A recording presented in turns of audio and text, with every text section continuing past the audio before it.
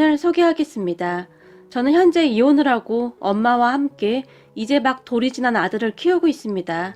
그런데 최근에 아주 기가 막힌 일을 겪었었는데요. 도대체 사람 인생이라는 것이 언제 어떻게 될지 아무도 모른다고 하더니 저에게도 그런 드라마 같은 일이 일어났습니다. 저는 회사에서 일을 하고 엄마는 집에서 우리 아들을 돌보고 있었는데 다들 아시겠지만 손주 보는 일이 어디 보통 일인가요? 거기다 제가 밤늦게까지 일을 하는 날이 많다 보니 엄마 혼자 독박 육아를 하는 날도 많았어요. 그렇다 보니 저는 엄마에게 항상 미안한 마음이 가득했어요. 하지만 엄마는 항상 밝으셨고 제게 짜증 한 번 내지 않았어요. 괜찮아. 할미가 손주 보는 게 힘들긴 뭐가 힘들다고 그래. 회사에서 밤낮 없이 일하는 네가 힘들지. 내가 너한테 죄가 많다. 라는 말을 할 뿐이었어요. 저는 그런 엄마 덕분에 아무 걱정 없이 회사를 다닐 수 있었고 회사가 좀 힘들긴 했지만 월급이 적진 않았기에 우리 셋이 그냥저냥 먹고 살만했어요. 어느 날은 엄마 좋아하는 족발 사가지고 갈까? 됐어. 너 좋아하는 된장찌개 끓여놨으니까 얼른 들어오기나 해. 엄마가 냉이 넣고 아주 맛있게 끓여놨으니까. 엄마가 밝은 목소리로 말을 했는데 된장찌개라는 말을 듣고 갑자기 목이 메어왔어요. 누군가 저를 위해 음식을 해놓고 기다리고 있다는 것이 그렇게 행복할 수가 없었어요. 저에게 진짜 엄마가 생겼구나 하는 생각이 들면서 말이죠. 제가 어릴 때 참 힘든 시간을 보내야만 했는데요. 엄마 아빠는 이혼을 했고 저는 아빠와 할머니와 함께 살았어요. 하지만 할머니와 아빠는 저를 탐탁지 않아 했고 아니죠. 정말 싫어했다는 표현이 더 어울리겠네요. 할머니와 아빠가 친엄마를 참 많이 미워했다고 들었는데 그래서였는지 엄마를 많이 닮았다던 저도 탐탁지 않아 했어요. 저는 밥 먹는 것조차 눈치를 보며 살곤 했었는데 그 와중에 아빠가 교통사고로 돌아가시면서 저는 정말 어쩔 수 없이 보호시설로 들어가게 되었어요. 할머니가 제 양육을 포기해버렸거든요. 그런 할머니를 미워했다거나 그렇진 않았어요. 오히려 보호시설이 제게는 더 좋았을 정도였으니까요. 그렇게 저는 성장을 했고 고등학교를 졸업하고 바로 취업을 하게 되었어요. 그냥 회사였는데 숙식이 다 해결돼서 나름 괜찮았어요. 저는 그곳에서 몇 년 동안 일을 했고 그러다가 일 때문에 그 회사를 들락날락하던 한 남자를 만나 결혼까지 하게 되었어요. 남자는 부모님도 다 계셨고 집안도 꽤 부유해 보였기에 그때 당시 저에게는 참 과분한 사람이다 라는 생각을 할 정도였어요. 처음 시부모님께 인사를 갔을 때 시어머님도 저를 참 많이 아껴주셨고 가족 분위기도 좋아 보였기에 저는 망설임 없이 결혼까지 하게 되었어요. 결혼 후 한동안은 참 좋았는데요. 시간이 갈수록 남편이 변해갔는데 나중에 알고 보니 시아버님과 하는 행동이 똑같다고 하더라고요. 말을 정말 함부로 하기도 했고 취하기만 하면 돌변하기도 했어요. 참 대단했던 것이 남편은 제가 임신을 하기 전까지 그러한 것을 감쪽같이 숨기고 있다가는 제가 임신 5개월쯤이 되니 본성이 드러나기 시작했는데요. 아마도 제가 아들 때문에 어쩌지 못하리라고 생각했던 것 같아요. 하지만 저는 그렇게 우유부단한 성격이 아니었어요. 한마디로 남편이 저를 잘못 봤던 것이죠. 저는 그런 남편을 보며 뭔가 이상하다고 생각했고 다니던 회사도 그만두지 않았어요. 제가 워낙 성실했기에 회사에서도 출산 후 다시 복귀할 수 있도록 배려를 해줬거든요. 남편은 계속 그만두라며 잔뜩 취해서 제게 윽박을 지르기도 했지만 하루하루 달라지는 남편을 보며 어쩌면 저 혼자 아들을 키워야 할지도 모른다는 생각을 하고 있었거든요. 그러다가 아들이 태어났고 출산 휴가에 들어갔는데 남편의 행패가 더욱 심해졌어요. 아이를 낳고 제가 살이 많이 찌긴 했는데 그런 저를 보며 네 몸에서 돼지우리 냄새가 난다 라는 말도 서슴지 않았고 어느 날은 꾸역꾸역 네 입에 쳐넣는 거 보니까 입맛 떨어져서 밥을 못 먹겠다 라는 말도 그냥 아무렇지도 않게 했어요. 참 기가 막혔던 것이 아이를 낳고 나서 정말 정신이 없다 보니 국에 밥을 말아서 후루룩 마시곤 했었는데 그 모습을 보며 그렇게 말을 하더라고요. 그런 남편을 보면서 점점 정이 떨어져 가고 있었는데 또다시 잔뜩 취해서 들어온 남편이 왜? 내가 마음에 안 들어? 그래봤자 네가 친정이 있어 친척이 있어. 너 지금 나가면 갈 데도 없잖아. 라며 비아냥대기 일쑤였어요. 그리고 저는 그때쯤 이혼을 해야겠다고 결심을 하게 되었어요. 물론 아들이 아빠 없이 자라야 한다는 것에 마음이 아프긴 했지만 정말 가끔은 없어도 될 만큼 최악인 아빠도 있는 것이니까요. 결국 저는 아들을 위해 이혼을 하기로 결심했는데 어린 시절 외롭게 살았던 저와는 달리 아들은 행복하게 살았으면 했는데 정말 마음이 아팠어요. 그렇게 저는 출산 휴가 기간 동안 이혼 절차를 알아봤고 평소 시어머님과는 친하게 지냈기에 살짝 말씀을 드렸어요. 어머님, 저 이혼할 거예요. 어머님은 참 잘해주셨는데 정말 죄송해요. 근데 맨날 취해서 집안 난장판 만들어 놓고 막말하고 더 이상은 안 되겠어요. 저는 이렇게 살려고 결혼한 게 아닌데 그리고 저 사람이 이런 사람인 줄은 정말 몰랐어요. 시어머님에게 힘겹게 말을 꺼냈어요. 그런 제 말을 듣던 시어머님은 사실 말이다. 네가 결혼한다고 인사 왔을 때 내가 뜯어말렸어야 했는데 아무리 봐도 네가 너무 아깝더구나. 저 인간이 어떻게 너 같은 애를 다시 만나겠니? 일이 될 줄 알면서도 내가 욕심을 부렸어. 정말 미안하구나. 네 말이 맞다. 그런 애비 밑에서 자랐으니 아들도 똑같이 그렇게 행동을 하는구나. 난 자식을 위해 이혼 안 하고 버티고 버텼는데 그게 가장 큰 실수였어. 라며 눈물을 닦으셨어요. 시어머님의 말씀처럼 시아버님도 한평생을 그리 사셨다고 하는데 결국 그 버릇이 대물림 되어 버린 것이죠. 그렇게 저는 이혼 준비를 해나갔고 혹시 몰라서 변호사 상담까지 하면서 최대한 큰 문제 없이 이혼을 진행할 생각이었어요. 그 사실을 안 남편이 방방 뛰면서 난리를 쳤고 네가 어디 갈 데는 있고? 얼마 못 버티고 와서 빌어댈 거 그냥 있어. 라며 저를 비웃었어요.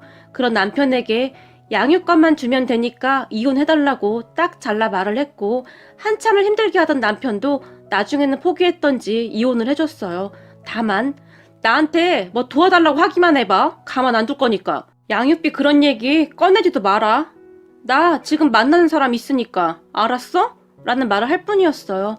알고 봤더니 제가 임신을 하고 난 뒤부터 이미 만나는 사람이 있었더라고요.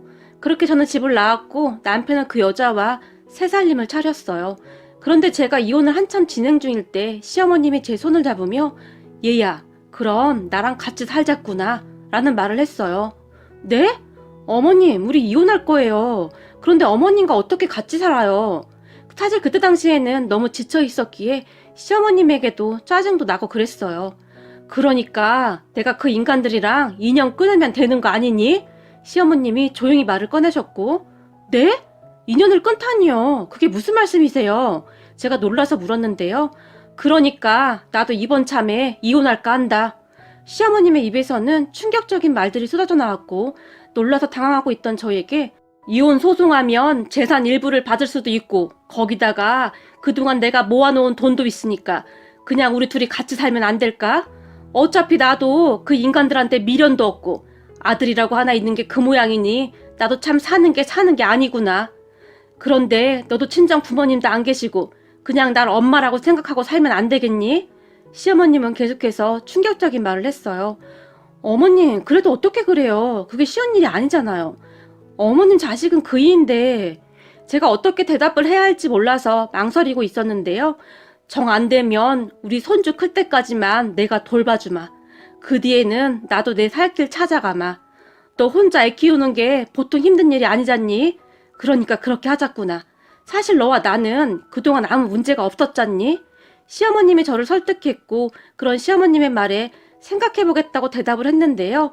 저도 어디 하나 의지할 곳이 없었기에 시어머님의 제안에 귀가 솔깃해질 수밖에 없었고 시어머님은 그 뒤 시아버님과 이혼 소송을 진행했는데 제가 깜짝 놀랐던 것이 말이죠. 시어머님이 그동안 증거를 엄청 많이 모아놓으셨더라고요.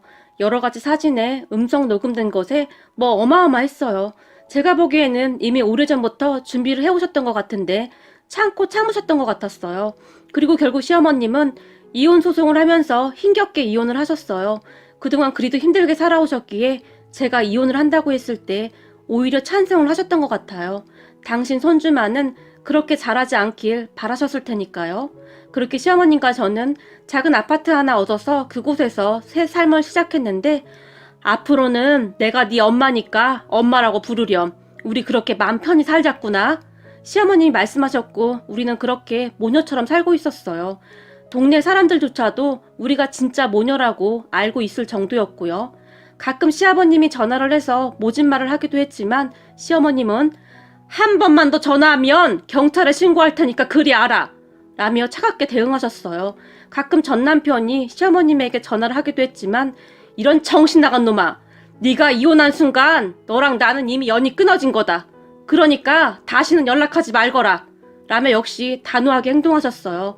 그렇게 우리는 나름 잘 살았어요. 시어머님이 육아를 전담해 주셨기에 저는 일에 집중할 수 있었고 아끼고 아껴서 적응까지 하면서 정말 열심히 살았거든요. 그 뒤에도 시아버님이 어떻게 알아낸 것인지 우리 집 앞까지 쫓아와서는 당신 그동안 내 덕에 잘 먹고 잘 살았는데 왜 이렇게 힘들게 산다고 그래? 나랑 살면 돈 걱정은 없잖아. 그러니까 다시 집으로 돌아가. 처음에는 시어머님을 설득했지만 돈만 많이 갖다 주면 뭐해? 마음은 지옥에 살고 있는데 난 그까짓 돈 다 필요 없어.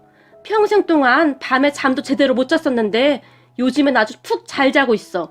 그러니까 돈 많이 벌어서 당신 혼자 잘 살아. 시어머님은 아주 단호했어요.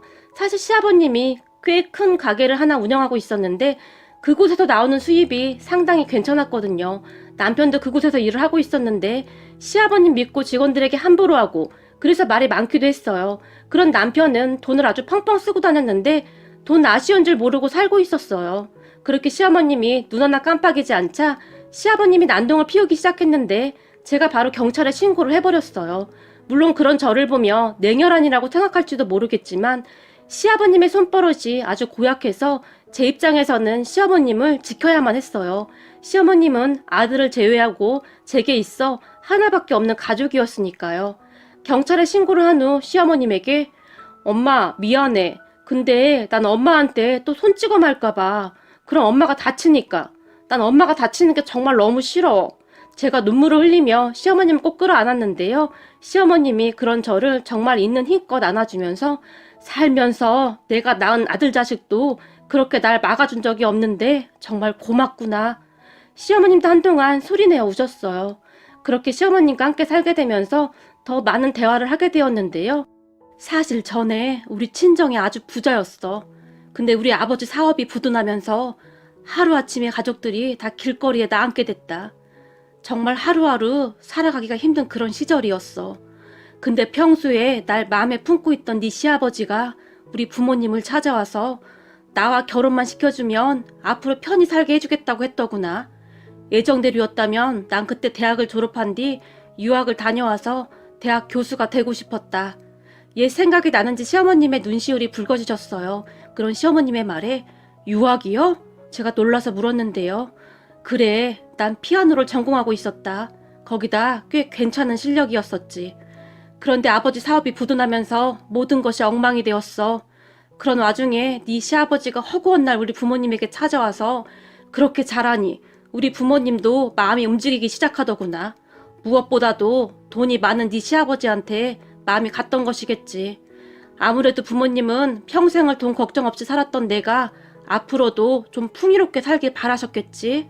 시어머님이 잠시 말을 멈추셨어요. 그리고는 그런데 우린 달라도 너무나 달랐어. 네 시아버지는 대학을 나오지 못해서 내가 자기를 막대한다는 말을 수시로 하면서 나한테 함부로 했다. 물론 금전적으로는 편했지. 우리 부모님에게 인심 쓰듯이 돈도 막 주고 했으니까. 하지만 집에 돌아와서는 나를 그렇게 못살게 굴었다. 난 그걸 그냥 다 견뎌냈고 그리고 이제는 그 빚 다 갚았다고 생각한다. 그래서 이혼을 결심했던 거고. 시어머님이 다시 눈물을 흘리셨는데 처음 듣는 시어머님의 말씀에 가슴이 그렇게 먹먹할 수가 없더라고요. 결국 시어머님과 저는 많이 닮아있지 않았나 하는 생각이 들 정도였어요. 항상 외로운 사람이라는 것이 말이죠. 그렇게 시어머님과 저는 더 가까워졌고 우리는 하루하루 행복한 시간을 보내고 있었는데 그러던 어느 날 우리에게 정말이지 믿지 못할 일이 일어났는데요. 그날도 저는 늦은 시간까지 회사에서 일을 하고 녹초가 되어 집에 가기 위해 준비를 하고 있었는데 전화 한 통이 걸려왔어요. 모르는 번호였기에 받을까 말까 망설이고 있었는데 왠지 전화를 받아야 할 것 같은 느낌이 들었어요. 여보세요? 라고 제가 지친 목소리로 전화를 받았고 혹시 민수아 씨 맞나요? 어떤 여자가 제 이름을 불렀어요. 네, 맞는데 누구시죠? 제가 잔뜩 의심한 채 물었는데요. 저는 박경아입니다. 여자가 조용히 말을 했고 박경아 씨요?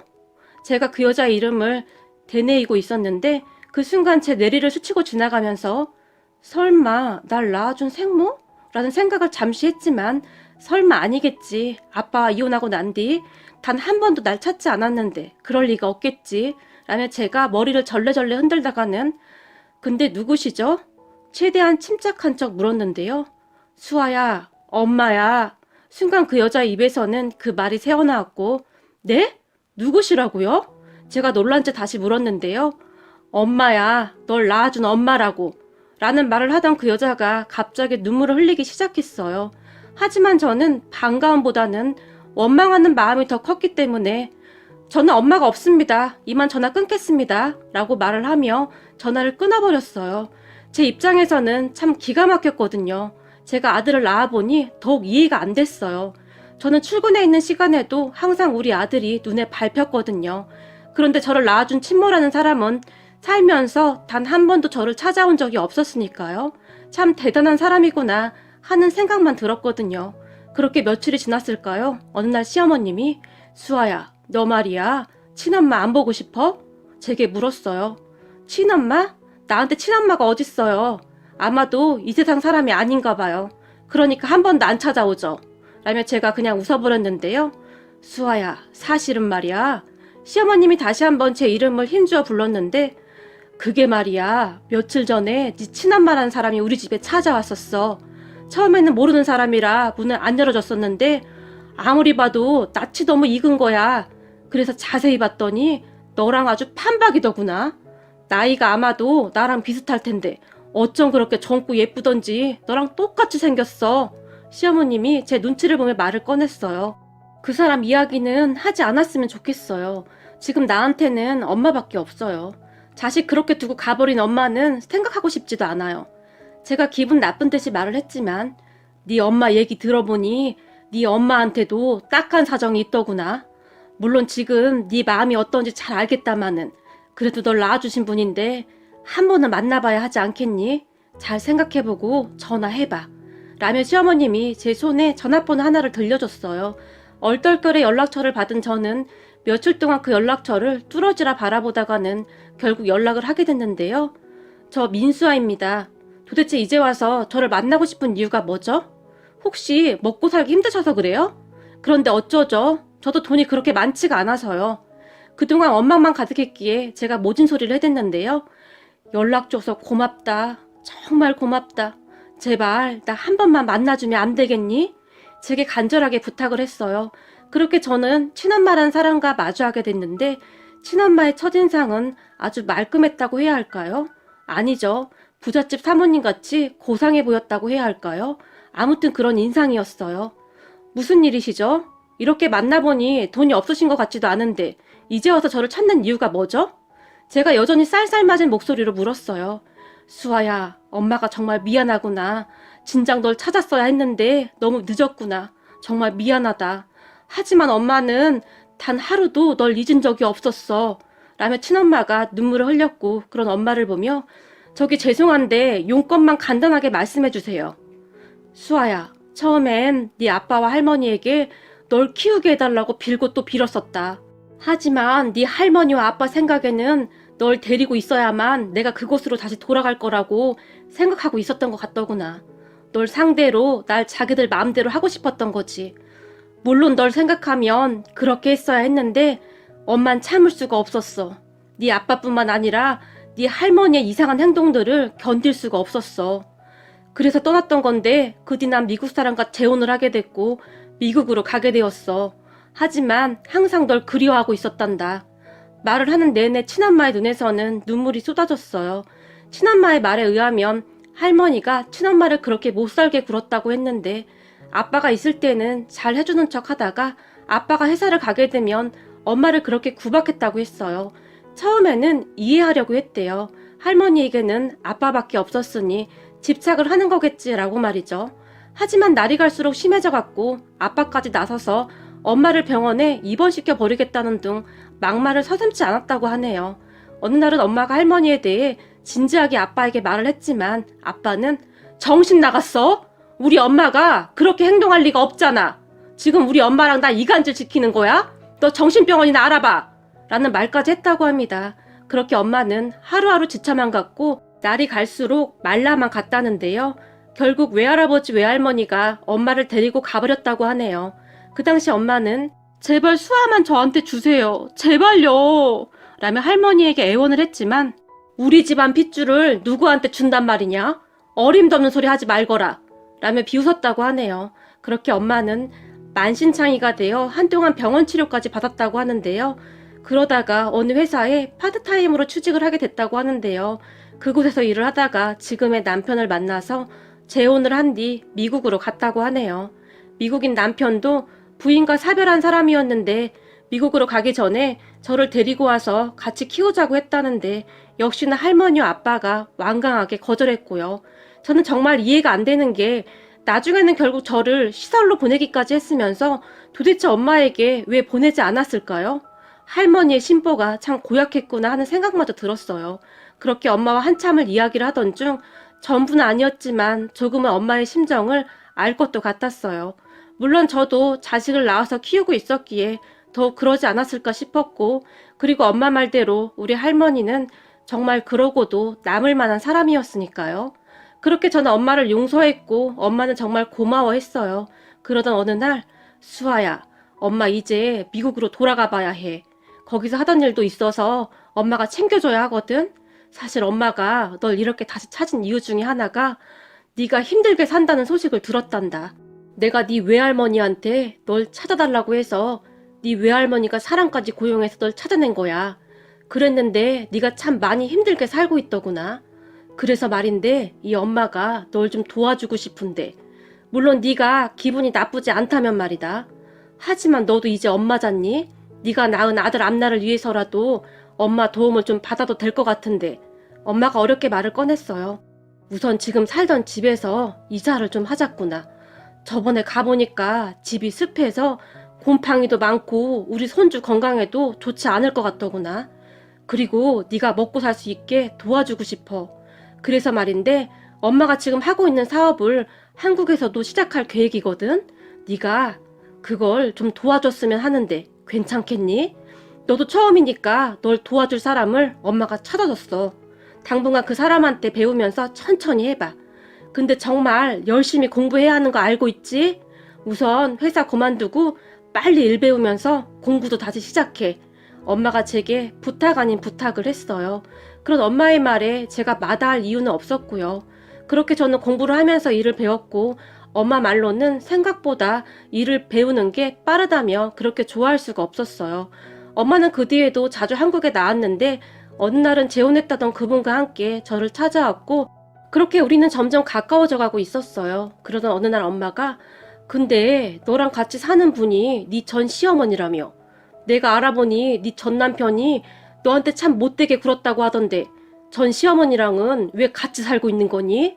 라고 조심스럽게 물었고 제가 그동안 있었던 일을 다 말했어요. 그리고 제 이야기를 다 들은 엄마는 시어머님에게 감사하다고 인사까지 했어요. 그 뒤 시어머님과 저는 엄마가 구해준 아파트로 이사를 갔는데 집이 정말 어마어마해서 둘 다 눈이 휘둥그레질 정도였어요.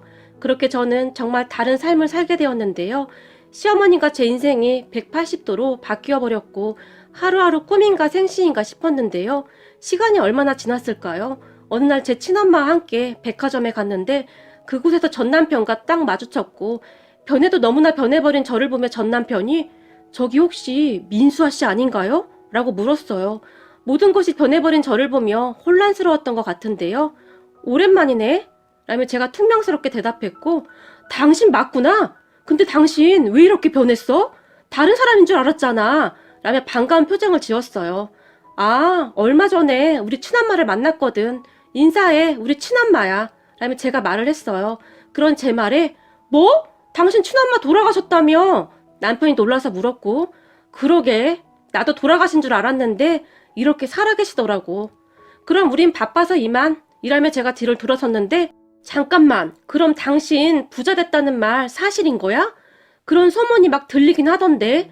전 남편이 제게 물었지만 우리 딸과 이혼했다고 들었는데 앞으로 우리 딸 앞에 다시는 나타나지 말아요. 그랬다가는 내가 가만 안 둘 테니까. 엄마가 전 남편을 노려보며 말을 했어요. 그런데 그 뒤 전 남편이 제가 이사한 지까지 알아내서 찾아왔고 우리 아들을 생각해서라도 우리 다시 합치자 라며 어이없는 말을 짓거렸어요. 그런 전 남편을 매몰차게 내쫓아버렸지만 전 남편은 계속해서 찾아왔고 그 사실을 알게 된 엄마가 무슨 조치를 한 것 같았는데 그 뒤에는 조용했어요. 그런데 어느 날 시어머님이 저를 보며 얘, 네 시아버지 말이다 라며 말을 꺼냈는데요. 네? 아버님이 설마 또 찾아왔어요? 제가 놀라서 물었고 아니 그게 아니라 얘기 들어보니 네 시아버지가 쫄딱 망했다는구나. 네? 그게 무슨 말씀이세요? 쫄딱 망하다니요. 아버님 재산이 얼만데요. 그때 당시 저는 시어머님의 말을 믿을 수가 없었는데요. 그게 말이다. 네 남편 아니지 네 전 남편. 그러니까 우리 아들한테 여자가 있었잖니. 우리 아들이 그 여자랑 같이 산다고 하던데 그 여자가 사실 꽃뱀이었다고 하더구나. 꽃뱀이요? 제가 놀라서 물었는데요. 시어머님은 그 뒤 충격적인 사실을 계속 말했는데 이야기를 듣던 저는 경악할 수밖에 없었답니다. 시어머님의 말에 따르면 전 남편과 동거 중이던 여자가 시아버님에게 얼굴이 진짜 예쁜 아줌마를 소개시켜줬다고 하는데요. 남편의 동거녀와 그 아줌마가 짜고 시아버님에게 정말 괜찮은 땅이 있다고 소개를 해줬고 그 요상한 꽃뱀 아줌마에게 혹할 대로 혹한 시아버님이 잘 알아보지도 않고 그 땅을 덥석 물었다고 하는데 알고 보니 그 땅이 사람 발길도 끊긴 그런 야산에 있는 땅이었다네요. 암튼 뭔가 엄청 복잡하긴 했는데 두 꽃뱀들한테 진짜 영혼까지 털린 거죠. 그래서 그 몇 푼 되지도 않는 땅을 어마어마한 돈을 주고 샀다고 하는데 시어머님이 말씀하시기를 그 사람이 웬만하면 잘 믿고 그런 사람이 아닌데 여자가 진짜 예쁘긴 했나 보더구나. 참 기가 막히는구나. 라며 혀를 찰 정도였어요. 그거 말고도 전 남편과 동거 중이던 그 여자와 그 아줌마가 맘먹고 제대로 한탕 하려고 돈도 어마어마하게 빌려갔다는데 차용증 이런 거 쓴 것도 없다고 하네요. 그런 시어머님을 보며 괜찮으세요? 시아버님은 그렇다 치더라도 그래도 어머님 하나밖에 없는 아들인데 그렇게 망해서 어째요? 제가 물었지만 이제 정신 차리고 고생 좀 하고 살아야지. 뭘 어쩌겠냐? 그동안 날라리처럼 살았는데 아주 쎄 빠지게 고생하고 사는 게 얼마나 힘든지 알아야지. 혹시 너한테 전화해서 나 찾으면 넌 그냥 무조건 모른다고 해라. 괜히 얽히면 골치만 아파진다. 난 이미 맘 떠난 지 한참 됐다. 웬만해야 불쌍하다라는 생각이라도 들지.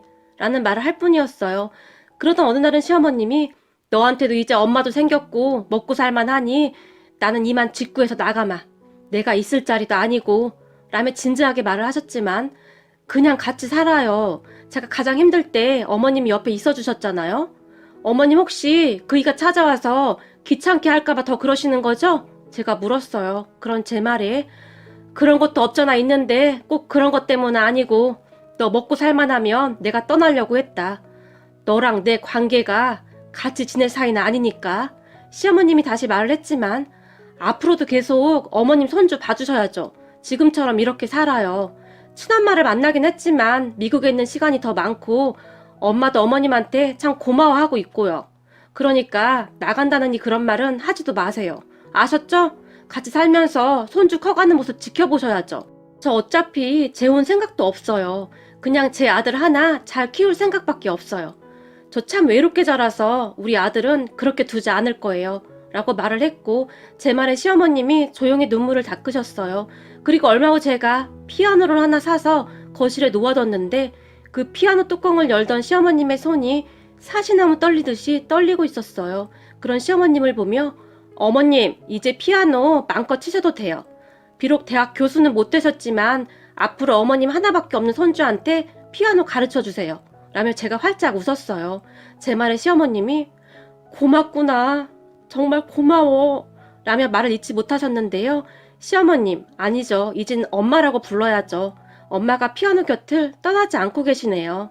거기다 우리 아들도 피아노 소리가 좋은지 누워서 한참을 집중해서 듣고 있네요.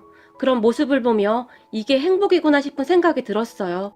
그 이후 전 남편이 몇 번 찾아왔지만 시어머님이 단박에 내쫓아버렸어요. 얘기를 들어보니 참 힘들게 살고 있다고 하더라고요. 평생을 고생 한번 안 해본 사람이 참 먹고 살기 힘들겠죠. 하지만 그것도 그 사람의 업보 아니겠습니까? 저는 그냥 그렇게 생각하며 살고 싶네요. 앞으로도 시어머님 모시고 우리 아들과 셋이서 행복하게 살아가고 싶습니다. 오늘의 사연은 여기까지였습니다. 즐겁게 보셨다면 구독, 좋아요 부탁드립니다. 고맙습니다.